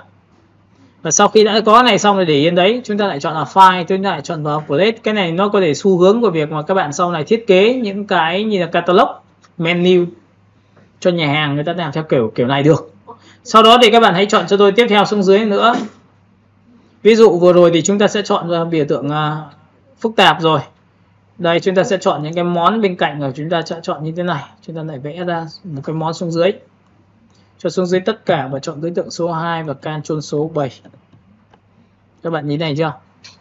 Và tiếp theo chúng ta chọn vào file, chúng ta chọn vào phần plate. Chúng ta sau này những cái bố cục này dùng lại được hết. Thầy cũng nói luôn cho các bạn luôn. Chọn vào đây, chúng ta sẽ chọn vào đây. Cho xuống dưới tất cả, chọn vào đối tượng số 2 và Ctrl số 7. Tích đúp vào đây, đẩy cái này ra để nó có tí được chưa? Tiếp theo chúng ta chọn vào file, chúng ta chọn vào phần plate và tiếp theo chúng ta sẽ nằm chuột xuống tìm mấy của cà chua này tí. Trong đồ ăn thì bao giờ cũng phải có tí cà chua này. Được chưa? Chúng ta cho xuống dưới tất cả, chọn đối tượng số 2, chọn vào đây hay là chọn vào đây hay là chọn vào đây, nhìn thấy chưa? Ctrl số 7. Tích đúp vào đây, kéo vào đây. Đó, nó phải có tí cà chua vào để cho nó đẹp được, phải có tí xanh xanh này mới được, nhìn thấy chưa? Và đẩy núi sang đây. Tiếp theo nhìn này, chúng ta lại chọn vào file, chúng ta lại chọn vào phần plate và chắc có lẽ là thầy sẽ làm đến cái cuối cùng là cái này thôi. Nếu mà bạn ăn xong bạn có thể uống cà phê hoặc là uống chè hoặc cái gì đấy tùy. Thường thường ở đây trong đây người ta để những hình ảnh của rượu cơ, đồ ăn rượu riết các thứ cho nó kiểu như là đủ bộ ấy. Xuống dưới tất cả và chọn vào đối tượng số đây và Ctrl số 7. Và tiếp theo tích đúp vào đây để làm sao phóng to thu nhỏ để cho hợp lý hơn. Được chưa? Làm chưa? Rồi, ok, xong. Vậy thì với cái cách như này nhé, các bạn nhìn ở đây, tôi sẽ vẽ ra một cái biểu tượng như sau. Tôi vẽ một cái ô chấm nhỏ như này. Đây, các bạn có thể copy từ cái này. Nhìn chưa? Giữ phím Alt copy lên phía trên, cho lên trên tất cả này. Chọn phím Y ngắn và chỉ vào đây lấy được cái màu trên đối tượng này. Và sau khi đã lấy màu trên đối tượng thì các bạn sẽ làm sao? Nhìn nhá. Đây quên mất, thầy sẽ bỏ cái này đi, thầy sẽ lấy một cái ô nó lành lặn hơn. Đây, cho lên trên tất cả. Lúc này chúng ta sẽ chọn vào hòa trộn là trở về trạng thái đầu tiên. Thu nhỏ lại và dùng phím Y ngắn chỉ vào đây để lấy gọi là tính trang trí. Thầy đang dạy cho các bạn về tính trang trí của thiết kế. Đây ạ. Trong cái phần này các bạn sẽ đặt vào đây cho tôi. Đây là điểm nhấn đầu tiên. Nhìn đây điểm nhấn gì chưa? Cái điểm nhấn này là chưa đủ độ thì các bạn có thể chọn một cái màu nó tương thích. Bởi vì chúng ta phải thử. Nhìn này chưa? Có một điểm nhấn. Sau khi đã có điểm nhấn xong này các bạn có thể là thầy ơi vậy thì em có thể chọn màu trắng được không? Và bên trong em dùng nõi màu vàng được không? Ctrl C, Ctrl F và chúng ta trang trí. Đây mới chỉ là hình thức trang trí thôi. Các bạn có nhìn thấy hình của tôi chưa? Ok, chọn vào cái này xong, chọn cái này xong, chúng ta sẽ copy cái hình ảnh đó ra bằng cách là chúng ta đẩy lên các vị trí còn lại. Ví dụ như này. Và chúng ta sẽ đẩy một phát xuống dưới đây. Được không ạ? Có nhìn thấy cái này, cái điểm, những cái điểm chấm trắng chấm vàng ấy của thầy chưa? Và tiếp theo là phóng to này. Phải thành thục trong cái chuyện là phóng to thu nhỏ đấy, giữ phím Alt kéo vào đây, thêm một cái nấc tròn như này. Được chưa? Rồi tiếp theo. Tiếp nhá, nhìn này.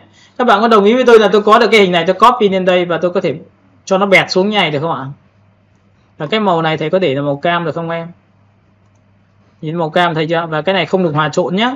Chúng ta sẽ đặt ở vị trí này. Sau đó thì chúng ta sẽ dùng không phải hòa trộn. Các bạn có nhìn thấy không phải hòa trộn là chỗ này chưa? Cái này các bạn rất hay bởi vì là khi bạn xoay ra thì nó vẫn còn cái cấu trúc của nó ra góc này, bạn có thể kéo đẩy lên đây này. Nhìn chưa? Cầm này, cầm ra góc chỗ này nhá, phóng to này. Có nhìn thấy chỗ này chưa? Cầm này kéo đây. Cầm này kéo đây. Được chưa? Thế là chúng ta đã được cái này rồi. Và cho lên trên tất cả. Và tất nhiên trong quá trình khi làm thì các bạn cũng nhớ cho thầy đó là gì, cái khoảng không chúng ta đặt vào nó phải rất là chính xác.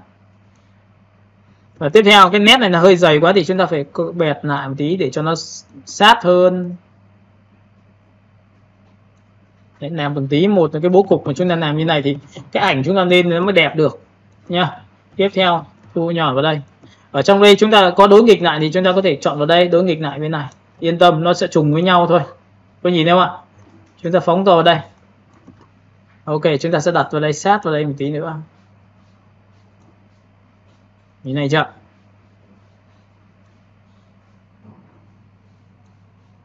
Phóng to.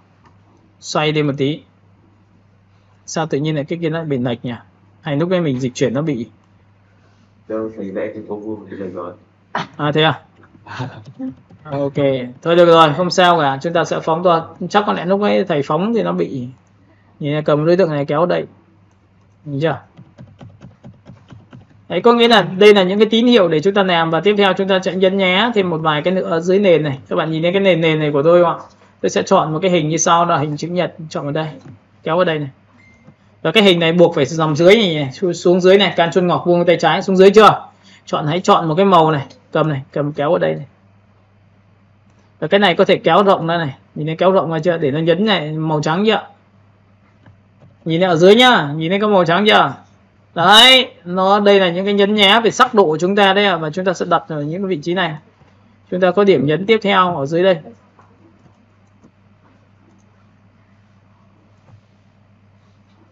Và cái này thì các bạn sẽ nhớ cho thầy là khi mà thầy phóng to như này thì nó sẽ có điểm nhấn số 2 và lại cho xuống dưới một nấc nữa, xuống dưới mình này chưa?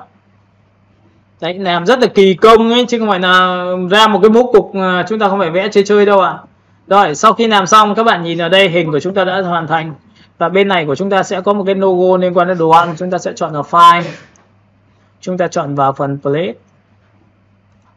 Tiếp theo chúng ta sẽ chọn đến một cái logo của hãng, ví dụ như là logo này. Này chưa? Và tiếp theo chúng ta hãy chọn đến một cái phông chữ liên quan đồ ăn. Phông chữ đồ ăn thì tôi đã làm rồi. Các bạn sẽ nhìn thấy ở đây nó sẽ có cái phông chữ liên quan đồ ăn này. Đấy nhá, nhìn thấy chưa? Chúng ta copy tên phông, nhìn thấy không? Sau đó sang bên file này thì chúng ta sẽ đặt vào đây tạm thời là cái tên phông của chúng ta. Đây là phong cách copy lần thứ hai. Các bạn hãy chọn cho tôi một cái text. Và cái text xong thì chúng ta cũng phóng to như bình thường. Và cái text này nhớ một điều rằng chúng ta sẽ làm một cái việc như sau: y ngắn chỉ thẳng vào đây lấy được cái phông chữ. Hiểu cái này phông chữ chưa? Lấy nhanh hơn rất là nhiều, cần gì phải copy. Thầy đã dạy cho bạn hai cách. Một cách đầu tiên là nhớ tên phông và paste vào, đúng không? Một cách thứ hai là chỉ thẳng vào đây lấy luôn, xong luôn. Làm như này nó mới nhanh được. Ok. Và các bạn nhớ một điều rằng là trong cái chữ này của chúng ta sẽ có một cái màu, đó là y ngắn. Chúng ta chỉ vào đây lấy cái màu được của màu thương hiệu. Và các bạn có thấy bị nổi không ạ? Có nổi không ạ? Hay là bị chìm quá? Rồi, bị chìm thì rất đơn giản như thầy đã nói với em rồi. Một là chúng ta thay đổi màu nhá, màu này sáng hơn nhưng vẫn bị chìm. Đặt trên nền ảnh mà. Vậy người ta mới sinh ra cái lệnh như sau, đó là thầy ấn vào Ctrl C và Ctrl B. Ctrl C và Ctrl B là copy xuống phía dưới. Số dưới của cái chữ thì bây giờ thầy có thể chọn một cái viền của cái chữ là to lên như này được không ạ? Số 4 được không ạ? Hiểu cái này chưa? Và tất nhiên tôi kéo để cho các bạn xem để các bạn biết là tôi làm nó như này. Cái này là viền to, còn cái này thì không có viền. Nên là khi cho hai cái trùng với nhau thì nó sẽ được cái này. Và các bạn có thấy là khi chúng ta sẽ chọn cái này và chọn cái biểu tượng này, việc chúng ta có thể xóa được cái này không ạ? Shift M xóa được cái này không ạ? Nhìn giữ phím N cắt này đi cho nó đẹp. Cái này có bị thừa ra không? Đây, ông này có một đoạn, ông này ông bị thừa đấy. Lại chọn vào số 1, lại chọn vào cái background, lại xóa cái ông này đi được không? Shift M xóa đi. Nghe không? Và tất nhiên là khi mà tôi làm cho khách thì chắc chắn cũng phải tốc độ đấy, không bao giờ như này đâu. Và làm từng bước một cho các bạn. Sau đó thì các bạn hãy chọn cho tôi một cái text và gõ vào đây. Và text này thì các bạn hãy chọn cho tôi một cái phông chữ, ví dụ UTME-VO. Ok.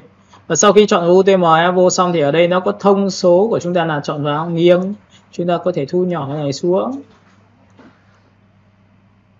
Đấy kìa.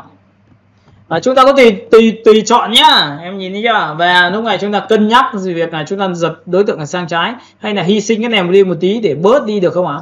Nào, quét qua tổng quan toàn bộ đối tượng. Làm thế nào để loại trừ hai ông này? Bây giờ thì giữ shift loại trừ cái này. Thấy chưa? Thế được luôn cái này, cầm kéo phát sang nha, được không? Nhìn nhá. Để quét lại cho các bạn xem này, quét qua hết này.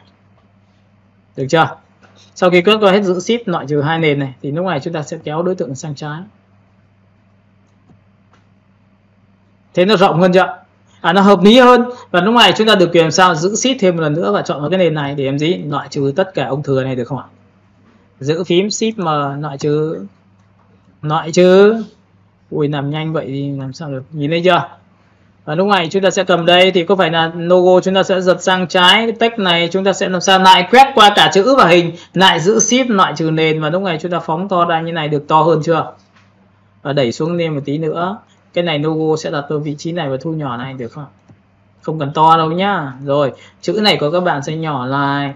Ok, và chữ này của các bạn có thể là màu y ngắn. Chọn ở đây, chọn ra một cái màu ghi trắng. Và để muốn có một cái màu ghi trắng thiết kế như này thì buộc các bạn sẽ phải làm một cái thao tác như sau. Các bạn nhìn này, chúng ta sẽ chọn vào Effect, chúng ta chọn vào Style và chọn vào Drop Shadow. Có bóng mà, nhìn thấy chưa? Nổi ngay. Và chúng ta ấn OK. Tiếp theo để muốn nhấn nhé một cái thiết kế nên chuẩn hơn, chúng ta sẽ chọn vào đối tượng. Nhìn thấy đối tượng này chưa? Thầy ấn vào Ctrl C và Ctrl F, nhìn này. Nếu bạn muốn đẩy sáng nó mạnh lên để nó tương phản mạnh thì bạn sẽ hòa trộn cho tôi đó là gì? Làm sáng này. Hiểu cái này chưa? Thì tự nhiên chữ dễ hơn. Hiểu cái này chưa? Nhưng sáng này sáng quá thì bạn có thể gõ vào đây cho tôi giá trị bao nhiêu %. Ví dụ tôi 50%, enter nhảy. Sáng vừa độ, đúng không? Tiếp theo cũng là cái này. Tôi lại vẽ thêm một cái miếng màu ở dưới nữa để nhấn nhé cho nó. Ví dụ tôi vẽ một cái màu dưới chân như này để cho cái thiết kế của nó chắc chắn hơn. Và cái màu này các bạn nhớ rồi cho tôi đó là gì? Tôi sẽ chọn màu cam. Mọi người trên kênh nhìn thấy không ạ? Hoặc các bạn có thể chọn một cái màu đậm, y ngắn này. Hiểu cái này chưa? Người ta gọi là nhấn nhá chân đấy. Và lúc này các bạn có nhìn thấy là thầy đã làm qua sản phẩm về đồng hồ, sau đó làm đồ ăn qua những biểu tượng này. Nhưng cái hình này muốn đẹp thì người ta phải làm một cái thao tác là sao? Đây, bắt đầu dùng phím ma, tích vào đây một điểm, cầm đây, chọn vào đây. Kéo này xuống được không ạ? Vậy thì cái bên ngoài thì cũng phải kéo chứ. Đúng không em? Và cái này có thể kéo đây được không ạ? Đấy, để làm cho nó đẹp thôi. Tích vào đây. Tích vào đây. Kéo như này được không ạ? Đấy, thiết kế thì đôi lúc nó phải là những cái công việc mà đầu tiên chúng ta phải làm rất là tỉ mẩn như này. Nhưng làm đâu thì nó mang cái khẩu vị của các bạn là sẽ thiết kế được ngay. Ra ngoài đời là chúng ta sẽ phải làm như này. Đây là câu hỏi tại sao là chúng ta có thể đi làm được đấy. Là chúng ta làm được những sản phẩm người ta thuê. Có đúng không ạ? Chứ bây giờ thuê các bạn về để ngắm đâu mà ngắm có ra tiền đâu. Có đúng không em? Mà doanh nghiệp thì người ta cần đó là gì? Phải làm được việc. Không nào về việc đuổi luôn. Đúng không ạ? Ok, chúng ta chọn vào đây. Nhìn chưa? Và chúng ta sẽ chọn vào đây. Học xong khóa này nghỉ hưu sớm. Kinh nhỉ? Nghe hoành tráng. Rồi xuống dưới đây này các bạn nhìn này nhá, tôi tích vào đây để cho nó mềm mại hơn, chúng ta tích vào đây để cho nó mềm mại hơn, chúng ta tích vào đây, đấy, nhìn thấy chưa? Đấy, nhìn trông nó sẽ điệu đà hơn. Những chỗ này nó có những cái khe chỗ này là nó sẽ có tính chất trang trí này, em nhìn thấy chưa? Chúng ta sẽ tích vào đây, nếu mà thích nữa thì chúng ta tự trang trí nhá, tích vào đây thì sẽ bỏ cong này. Và nhớ một điều rằng khi làm một cái việc của thầy thì luôn luôn là phải làm sao hả? Phải mang về nhà, sau đó thì phải làm kỹ. Ví dụ bây giờ sau khi làm xong chúng ta phát hiện ra điều nào? Ôi chết rồi thầy ơi, nhưng mà cái ảnh này khách hàng người ta yêu cầu sửa. Em có đồng ý với tôi là khi đưa cho khách hàng sửa không? Nó sẽ yêu cầu cái khác chứ, làm sao mà nó lại đồng ý ngay được, trừ trường hợp bạn là người yêu của nó thôi. Có nhận không? Nhận, không nhận đánh chết, đúng không ạ? Thì các bạn nhìn này, ở đây người ta sẽ có biểu tượng như sau: Windows và chọn vào đường link. Nhìn đường link chưa? Là quản lý toàn bộ hệ thống về hình ảnh để thay thế. Và cái này cũng là một phương pháp để chúng ta tạo bố cục rồi. Các bạn có thấy bố cục chúng ta kỳ công không?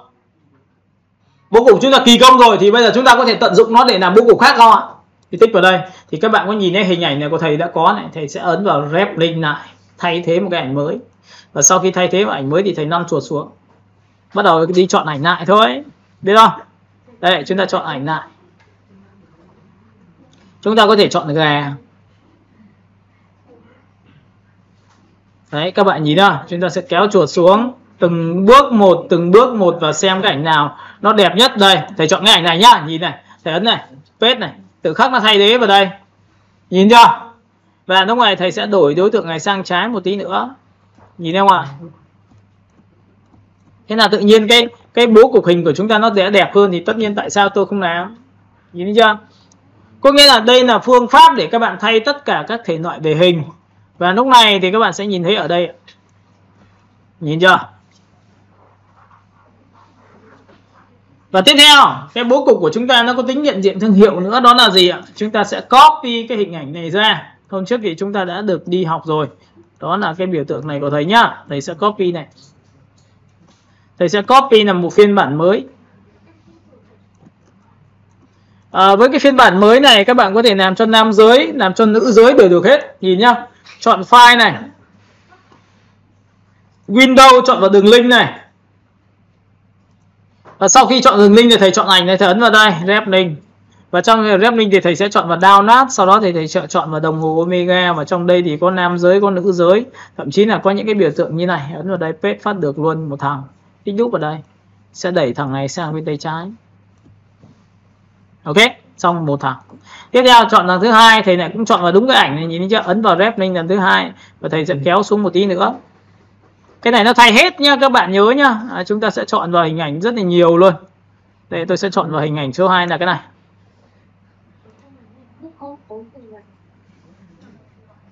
Cái gì đây? Đây rồi. Nó có hai cái ảnh các bạn ạ. Quên mất có hai cái ảnh thì thầy sẽ phải thay một cái đầu tiên là cái này. Tích đúp vào trong, thầy sẽ tích vào cái này thì nó mới đúng là cái này được, thì thầy sẽ thay nó luôn. Đây ạ.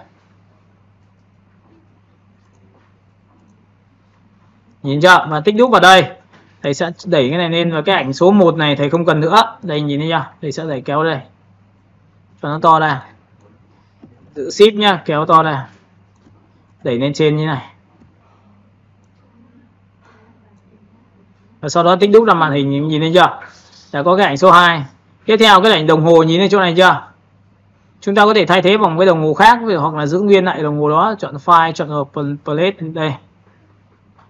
Chọn ở plate, lấy luôn cái đồng hồ. Nhìn đâu ạ? Chúng ta có rất nhiều loại đồng hồ. Thì ví dụ đồng hồ này là PNG như vừa rồi thầy vừa làm cho các bạn rồi. Thì sẽ cần giữ lại nguyên bản ở đây. Đây là đồng hồ nam, nhìn thấy chưa? Và tiếp theo sau khi đồng hồ nam xong thì bắt đầu thầy bỏ cái này đi. Thầy bỏ tiếp cái này đi. Và thầy sẽ dùng cái phương pháp là thầy tách nó ra, không cho nó chui vào nữa, xóa cái ảnh đi. Thì có phải cái nền background này của thầy là nó sẽ có một cái màu như này không ạ?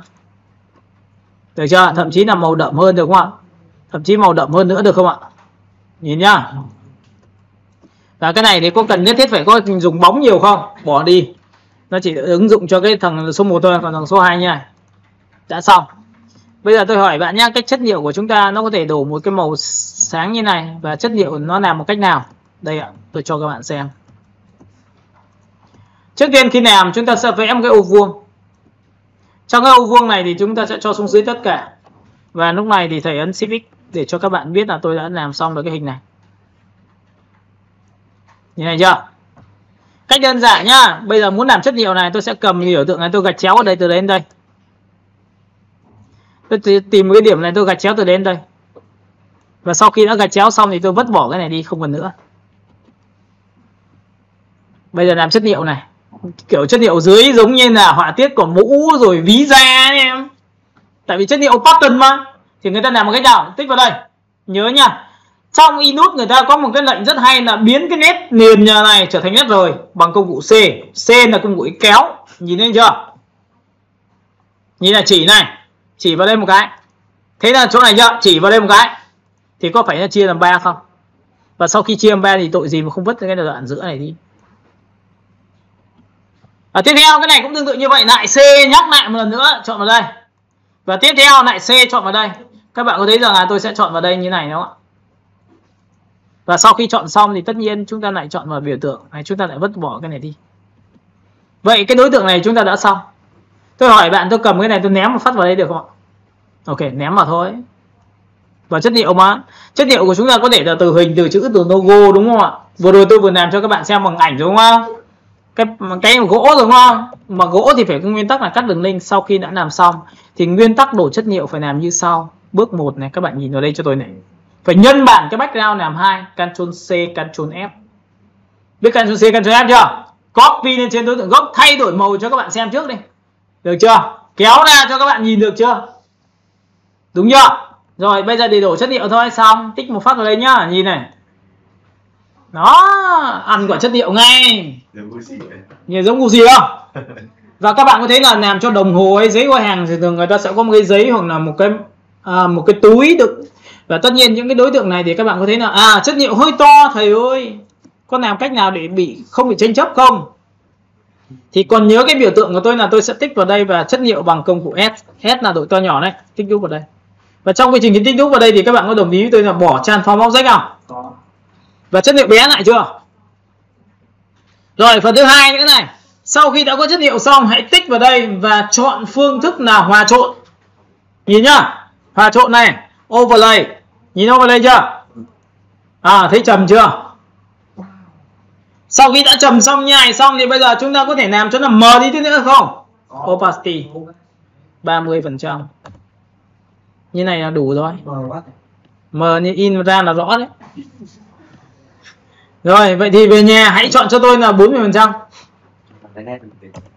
Thì đấy thì tùy em mà này, tự nhiên lại cứ bắt là tùy thầy thế.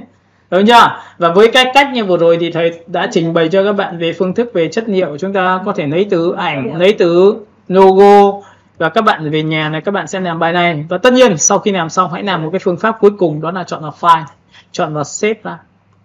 Save ra để làm gì? Chúng ta sẽ ghi cái bài của chúng ta ở phần đồng hồ Omega, nhìn thấy chưa? Và chúng ta ghi bài 2 về A, được chưa? Ấn OK. Sau khi đã được xong này thì chúng ta phải làm tiếp thêm một công đoạn nữa, chọn ở file. Chúng ta lại tiếp tục liên quan đến một cái việc là đóng gói. Nhớ nhá, đóng gói này. Package đâu rồi? Save chưa không biết? Save rồi không? File. Save rồi. Đây đóng gói đây. Và sau khi đóng gói thì các bạn có nhìn thấy nó vào Omega này không ạ? Và chúng ta sẽ ấn đóng gói như này. Và tiếp theo ấn OK. Nó sẽ ra được file gốc của chúng ta, nó ra được file phông chữ của chúng ta. Và chúng ta kiểm tra lại bằng cửa sổ E. Chúng ta tiếp tục ấn vào đây. Chúng ta tiếp tục ấn vào đây. Và tất nhiên chúng ta có nhìn thấy đóng gói nào? File này trong đây của thầy nó có file gốc. File thứ hai là phông chữ cho các bạn, để tí nữa tôi paste cho các bạn cho đỡ phải đi hỏi là thầy phông này phông gì. Và có dạy là phông này là đang ở đâu rồi đúng không? Biết chuột phải chọn vào, cài đặt chưa? Rồi, đã xong. Tiếp theo quay trở lại là hình gì? Có nhìn thấy đây là tất cả những hình ảnh mà các bạn đang dùng không? Nhìn chưa? Và tiếp theo đây có phải là file gốc không? Vậy thì trước khi đi in ấy, người ta phải đóng gói cả file này, người ta gửi cho nhà in thì nó mới in được, chứ không là gửi đến file đó thì máy của nó hiểu làm sao được là cái ảnh này lấy từ ổ C thầy Khánh. Đúng không em? Hiểu cái này chưa? Ok, thì cái bài hôm nay thầy đã dạy cho các bạn tiếp theo về cái này. Buổi sau chúng ta sẽ học cái khác, không học cái này nữa. Nhìn này chưa? Ok, bài hôm nay đã kết thúc ở đây. Tôi sẽ render sớm để cho các bạn giống như hôm qua.